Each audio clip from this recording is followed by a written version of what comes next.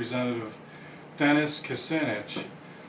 The Fed buying debt from the Treasury through the use of made-up money is something of a circus, or perhaps a puppet show. And that puppet show goes something like this. I have a puppet on my right hand named Treasury, and it talks to a puppet on my left hand named Fed. My right hand puppet, the Treasury, said it needs some money, so it writes up a collection of IOUs on some scrap paper. My left-hand puppet, the Fed, prints up a bunch of green paper money and trades them for the IOUs. My right-hand puppet then hands the cash to rich, elite bankers who run Wall Street, while my left-hand puppet prints up yet more cash to replace the cash it used to buy the IOUs. When they're done with all that, both puppets plunge deep into my pockets because, of course, I'm the taxpayer, and that's who ultimately gets squeezed in this racket. The patsy. Let me be very, very crystal clear to everyone bright enough to get this. Anyone left holding US dollars when the music stops is going to lose most of the value those dollars once represented. In a time, we will see the mass exodus from US dollars taking place. And when that scenario unfolds, only about 1 to 2% of the people will be able to cash out or convert their dollars into something representing real value. The remaining 98% or so could lose everything. That's because the US dollar is a house of cards based on vanishing echoes of lingering faith in the solvency of the now bankrupt US government that is also now fighting and funding 2 unconstitutional wars. It's all just paper after all, truthfully, just pieces of paper with larger and larger numbers printed on them. That paper is backed by the full faith and credit of a nation that is so far beyond bankruptcy that its political leaders can't even utter the word national debt any longer without being chased off stage by angry voters. It won't be long before the world realizes just how fragile the whole racket really is. Remember this, what Madoff was arrested for, the Ponzi scheme, the Fed has been pulling off for nearly a century. The U.S. Treasury Federal Reserve debt scam is the greatest Ponzi scheme this world has ever witnessed. The only difference is that while Madoff screwed the rich, the Fed is screwing everybody. Yes, that's some excellent information. We're going to go to a break. We're going to come back with our guest Ronnie Baity of ReturnAmerica.org. You're listening to The Real News on WSIC 1400, WDSL 1520.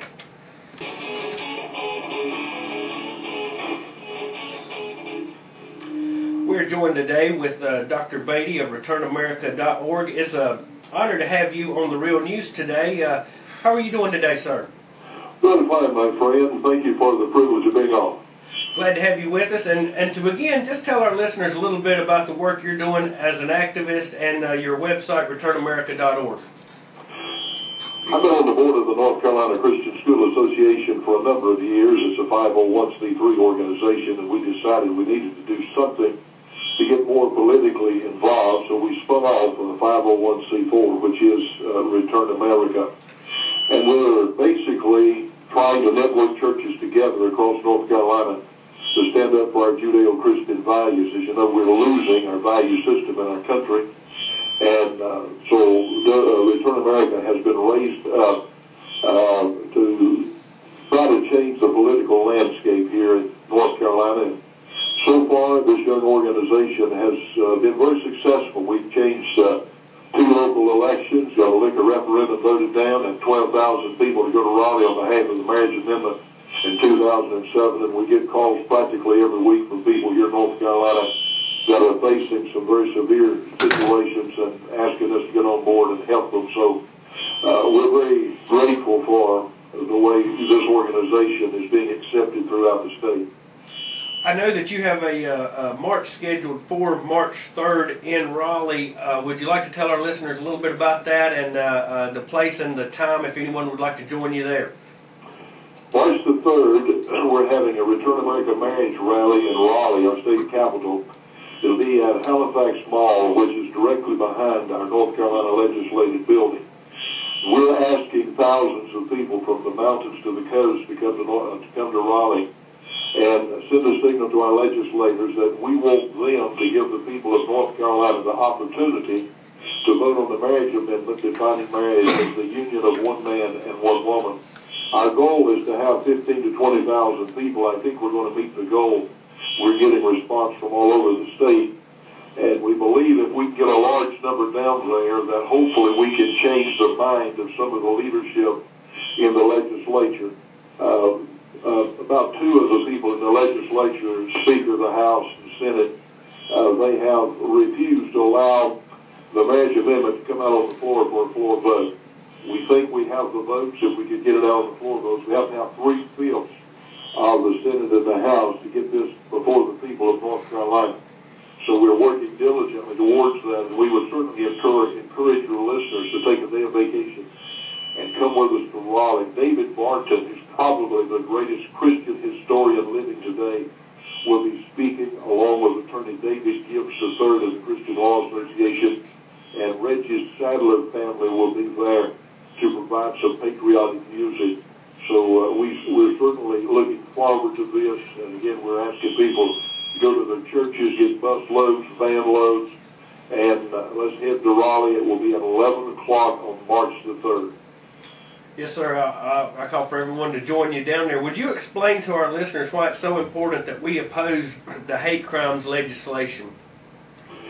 Yes, the hate crimes legislation will eventually affect especially every Christian businessman that owns a place of business.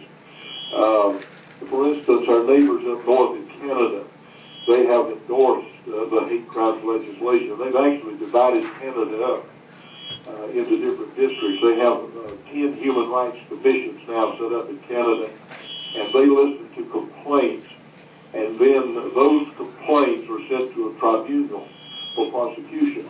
And it's not a question any longer whether hate crimes legislation is passed. It's not a question of whether or not you're innocent until you're proven guilty. You're guilty then until you're proven innocent. There was a city councilman up in Canada who, sitting on the city council, said that homosexuality, for instance, is not normal. Just making that statement got him a fine of $1,000. There was a young pastor, youth pastor up there in June of last year that spoke out against homosexuality, and he was fined $7,000.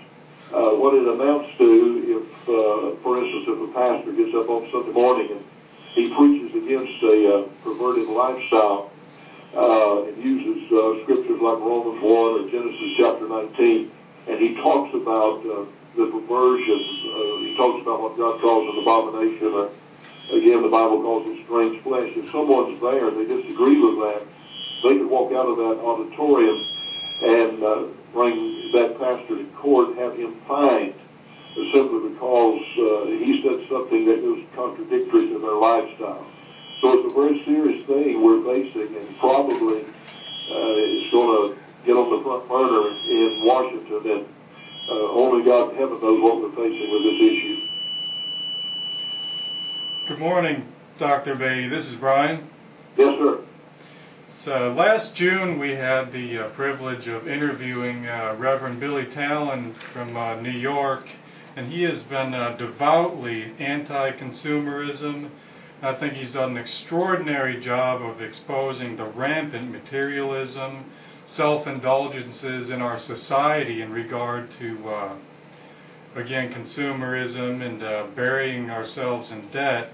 It seems like it's almost a replacement level of spirituality. I would like to get your perspective on this, sir. Well, I think our leadership in Washington and I think greed on Main Street has just about bankrupted this nation. But you know, from my perspective as a pastor, I think we are experiencing in this country, in our financial crisis, in every other area of debauchery that we're facing, I think we're experiencing the judgment of God on this nation. Simply because we've had so much perverseness, so much anti-biblical philosophy and theology spewed out in this country. We look at the hurricanes that's ravaged our states, the fires that's almost burned some of our states off of the map, and now this financial collapse. And I go back to the Bible and I realize that